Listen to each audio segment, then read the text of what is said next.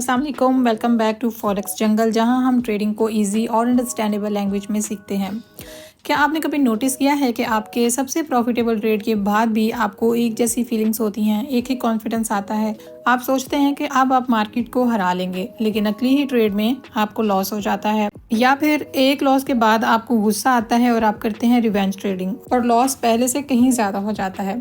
ऐसे में आप सोचते हैं कि स्ट्रेटजी तो मेरी बिल्कुल ठीक है, बट रिजल्ट्स मुझे क्यों नहीं मिल रहे। ऐसा इसलिए होता है क्योंकि हम ट्रेडिंग साइकोलॉजी को भूल जाते हैं। तो आज हम इसी टॉपिक पर फोकस करेंगे। आज की वीडियो आपकी ट्रेडिंग को परमानेंटली चेंज कर सकती है अगर आप इसको सीरियसली लें, इसको समझें और इसको इम्प्लीमेंट करें।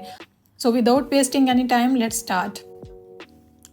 देखिए, ट्रेडिंग जो है भी एक ऐसी फील्ड है जहां आपका सबसे बड़ा जो दुश्मन है वो आप खुद ही होते हो। आपकी फीलिंग्स, आपके इमोशंस।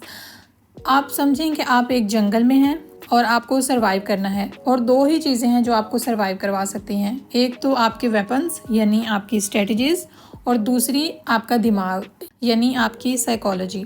अगर आपका दिमाग ही काम करना बंद कर दे तो आपके पास चाहे कितने भी अच्छे वेपन्स क्यों ना हो, कितनी ही अच्छी स्ट्रेटजीज क्यों ना हो, आप सरवाइव नहीं कर पाएंगे। तो ट्रेडिंग भी एक जंगल ही है। By the way, that's why my channel name is Forex Jungle. अब मैं आपको बताती हूँ कि इमोशंस ट्रेडिंग में कैसे आपके साथ खेलते हैं। Let's see. सबसे पहला जो हमारा इमोशन है वो है ग्रीड। अब माने आपके 50 पिप्स प्रॉफिट में है आपकी ट्रेड, ठीक है। अब स्ट्रेटजी के हिसाब से आपको एग्जिट ले लेना चाहिए, लेकिन आपके दिमाग में आता है लेट इट रन, थोड़ा और ऊपर जाने दो, 70 पिप्स पर बंद करते हैं या 100 पिप्स पर बंद करते हैं। और फिर क्या होता है, मार्केट वापस मुड़ती है, आपका प्रॉफिट गायब हो जाता है स्क्रीन से। ये है ग्रीड। ग्रीड आपको उस चीज़ से भी हाथ धोकर भगा देती है जो आपको मिल चुकी होती है। दूसरा हमारा जो इमोशन है वो है फियर। फियर इसका बिल्कुल उल्टा है।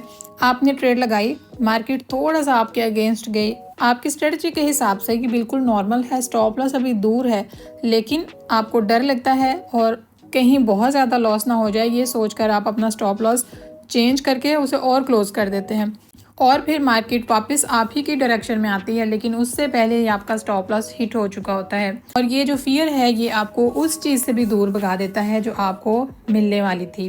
तीसरा और सबसे डेंजरस इमोशन वो है एंगर, गुस्सा, जिसमें आप करते हैं रिवेंज ट्रेडिंग। ये बहुत ख़तरनाक है। इसमें आपने एक ट्रेड लगाई, आपको लॉस हुआ, ठीक है। अब आप गुस्से में होते हैं, आपको मार्केट से बदला लेने की पड़ी होती है। अब आपके पास कोई स्ट्रेटजी नहीं, कोई चार्ट एनालिसिस नहीं, कुछ भी नहीं, और आप जस्ट रैंडमली कोई ना कोई ट्रेड लगा देते हैं। और इसमें क्या होता है, 95% केसेस में आपको आपका जो लॉस है वो पहले से भी कहीं ज़्यादा हो जाता है।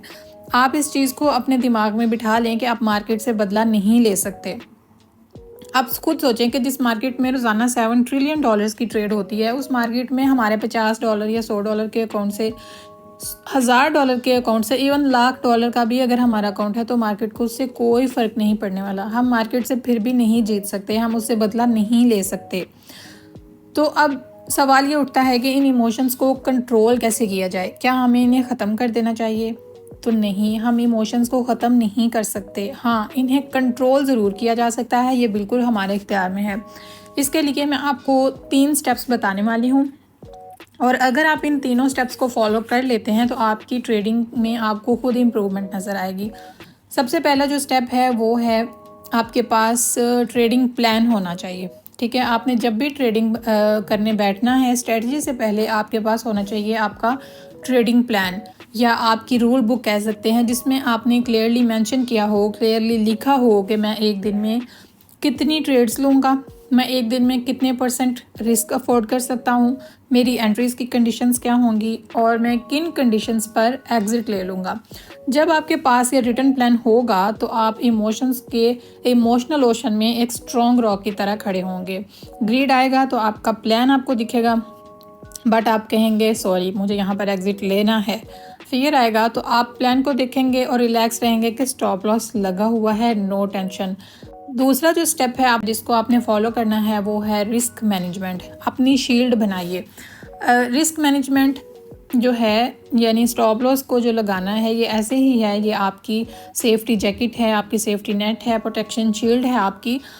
आपको ये फिक्स करना है कि एक ट्रेड में आपने अपने कैपिटल का 1% या 2% ज़्यादा से ज़्यादा रिस्क लेना है, इससे ज़्यादा आपने रिस्क नहीं लेना। फॉर एग्जांपल अगर आपका अकाउंट है $5000 का, ठीक है, और आपने अगर 1% या 2% उसमें रिस्क लिया है तो आपका $50 या $100 का लॉस होगा। जब आपको पता होगा कि एक ट्रेड आपका पूरा अकाउंट वाइप आउट नहीं कर सकती तो आपका डर ऑटोमेटिकली कम हो जाएगा। अब आप सोचेंगे it's just a one trade, not the end of the world. तीसरा स्टेप है ट्रेडिंग जर्नल। ट्रेडिंग जर्नल के बारे में ऐसा बोला जाता है कि ये आपका आईना होता है जिससे आप बहुत चीज़ें सीखते हो जिनके बारे में आपको पहले कभी रियलाइज़ भी नहीं हुआ होता।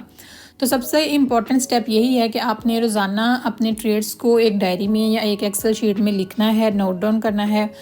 सिर्फ एंट्री या एग्ज़िट ही नहीं लिखना, आपको अपने इमोशंस भी लिखने हैं कि एंट्री लेते टाइम आप कॉन्फिडेंट थे या नहीं, एंट्री लेने के बाद जब आपका एसएल हिट होता है तो आपके क्या इमोशंस थे, जब आपका टेक प्रॉफिट हिट होता है तब आपके इमोशंस कैसे थे, और किस स्ट्रेटजी पे किस टाइम फ्रेम में आपने एंट्री ली। सारी चीज़ें जब आप एक जगह पर लिखेंगे तो आपको रियलाइज़ होगा कि जब आप रिवेंज ट्रेड करते हैं तो क्यों करते हैं और क्यों आप अपना इतना लॉस करते हैं। जब क्योंकि ट्रेडिंग जर्नल जो होता है ये आपको आपकी वीकनेसेस दिखाता है जिससे कि आप सीख के इम्प्रूव कर सकते हैं। बट ट्रेडिंग साइकोलॉजी कंट्रोल करना ओवरनाइट पॉसिबल नहीं है, आई नो दैट, बट ये एक जर्नी है। जस्ट लाइक क्रिकेटर्स वो रोज़ प्रैक्टिस करते हैं वैसे ही आपको भी अपनी साइकोलॉजी को रोज़ प्रैक्टिस करना है। So let's make a commitment today. अपनी ट्रेडिंग प्लान बनाइए, रिस्क मैनेजमेंट को अपना बेस्ट फ्रेंड बनाइए और हर रोज़ अपना जर्नल ज़रूर फिल कीजिए। एंड यस, कॉमेंट में ज़रूर बताइएगा कि आपको ट्रेडिंग में सबसे ज़्यादा किस इमोशन से फाइट करना पड़ी, ग्रीड, फियर या फिर एंगर। और अगर आपको ये वीडियो पसंद आई है और आप चाहते हैं कि मैं ऐसे ही प्रैक्टिकल नॉलेज आपके साथ शेयर करूं तो प्लीज़ इस वीडियो को लाइक करें, चैनल को सब्सक्राइब करें और बेल आइकन भी क्लिक करें ताकि आप आने वाली वीडियोस भी मिस ना कर सकें।